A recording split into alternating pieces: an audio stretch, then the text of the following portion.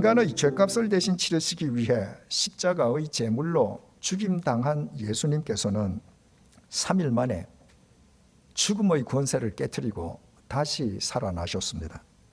부활하신 것입니다. 우리말 부활을 뜻하는 헬라어 명사는 아나스타시스입니다. 그러나 2000년 전 사도들은 복음을 전하면서 예수님께서 부활하셨다고 증언하지 않았습니다. 당시 헬라어를 사용하던 사람들의 부활이라는 단어에 대한 인식 때문이라고 했습니다. 당시 사람들은 두 경우에 부활이라는 단어를 언급했습니다. 부활은 없다는 식으로 부활을 부정하는 경우이거나 부활은 전설 혹은 신화 속의 이야기일 뿐임을 나타내기 위한 경우였습니다.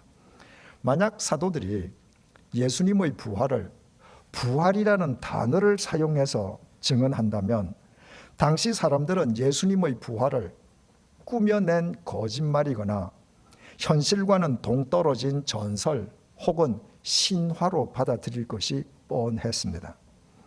그래서 사도들은 부활이라는 단어 대신에 예수님께서 죽은 자 가운데서 살아나셨다고 증언했습니다. 우리말 살아나다라고 번역된 헬라어 동사 에게이로는 일어나다는 뜻입니다.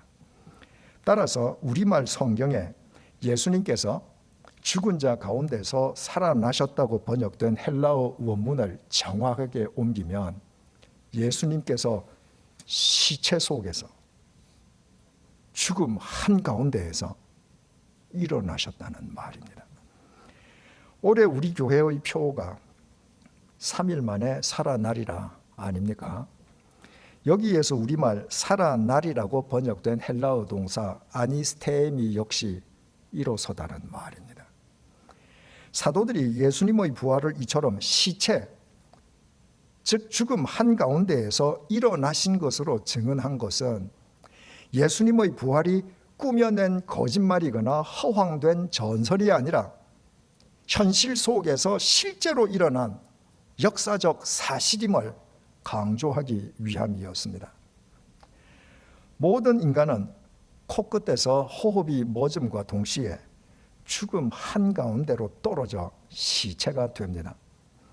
그러나 인간의 죄값을 대신 치르시기 위해 죽임당하신 예수님께서는 3일 만에 죽음의 권세를 깨트리시고 시체들 속에서 죽음 한가운데에서 다시 일어나셨습니다. 왜 예수님께서 우리의 구원자가 되십니까?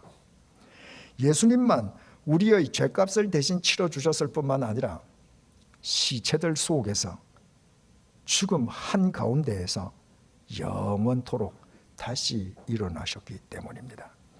그 예수님만 코끝에서 호흡이 멎은 우리의 육체가 시체가 되어 죽음 한가운데로 떨어지는 순간 그 죽음 한가운데에서 우리를 다시 일으켜 세워주실 수 있습니다. 알렉산드리아 배에 승선한 사람들은 마지막 희망의 끝마저 놓아버린 채 모두 절망의 나락 속으로 떨어져 버렸습니다. 하지만 그 절망의 한가운데에서 일어나는 사람이 있었습니다. 바로 사도 바울이었습니다. 유라굴로 광풍이 바울만은 비켜갔기 때문이 결코 아니었습니다. 바울 역시 다른 사람들과 똑같이 여러 날 동안 유라굴로 광풍에 시달렸습니다. 이미 인생 말년에 접어든 나이에 지병까지 지니고 있던 바울은 육체적으로 누구보다도 심하게 시달렸을 것입니다. 그 바울이 어떻게 모든 사람이 절망의 나락으로 떨어지는 그 순간에 절망의 한가운데에서 홀로 일어설 수 있었겠습니까?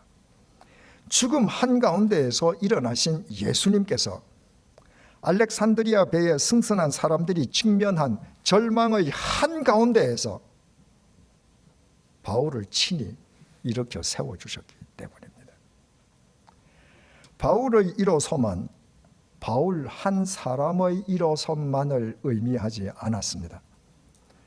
절망의 한가운데에서 바울 한 사람이 일어섬으로 이미 절망의 나락 속에 떨어져 버린 275명에게도 꺼져버린 희망의 불씨가 되살아나게 되었습니다. 바울 한 사람이 일어난 덕분에 절망에 삼킴당한 사람들 역시 절망 한가운데에서 일어날 수 있는 소망을 지니게 된 것입니다. 그래서 바울은 그들에게 기뻐하라고 선포했습니다. 마지막 희망의 끝마저 놓아버린 사람들이 절망의 한가운데에서 일어나는 소망을 얻는 것보다 더 기뻐할 일이 어디에 있겠습니까? 바울 한 사람의 일어섬으로 알렉산드리아 배에 승선하고 있던 275명 전원이 죽음의 광풍에서 살아났음을 우리는 잘 알고 있습니다.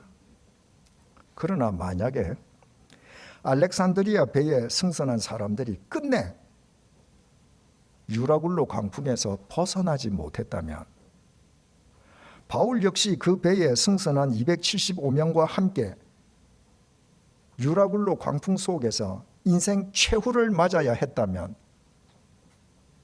그때 바울은 어떻게 했겠습니까? 바울도 다른 사람들처럼 마지막 희망의 끝마저 놓아버린 채 자기 코끝에서 호흡이 멎기도 전에 먼저 죽음의 절망에 삼킴을 당했겠습니까? 비록 그의 육체가 죽음 한가운데로 떨어지는 마지막 순간이라고 해도 그의 심령은 시체들 속에서 죽음 한가운데에서 다시 일어섰을 것입니다. 죽음 한가운데로 떨어지는 바울을 죽음 한가운데에서 일어나신 예수님께서 당신의 손으로 친히 일으켜 세워주셨기 때문일 것이면 두말할 나위도 없습니다. 그래서 바울은 그 예수님을 위해 기꺼이 참수형을 감수하는 것으로 자기 인생을 마감했습니다. 그 예수님께서 바로 우리가 믿는 우리의 주님이심을 믿으십니까? 그 예수님을 믿는 사람에게는 절망이 있을 수 없습니다. 그 예수님을 믿는 사람은 모든 사람이 마지막 희망의 끝마저 놓아버린 채 절망의 한가운데로 떨어진다 할지라도 그 절망의 한가운데에서 도리어 일어서는 사람입니다. 자기 한 사람이 일어섬으로 절망에 삼킴당한 많은 사람들에게 소망의 빛을 비추어 주는 사람입니다. 주님께서는 오늘도 올해 우리 교회의 표를 통해서 우리에게 약속하고 계십니다. 그들은 능욕하며 침뱉으며 채찍질하고 죽일 것이나 그는 3일 만에 살아나리라.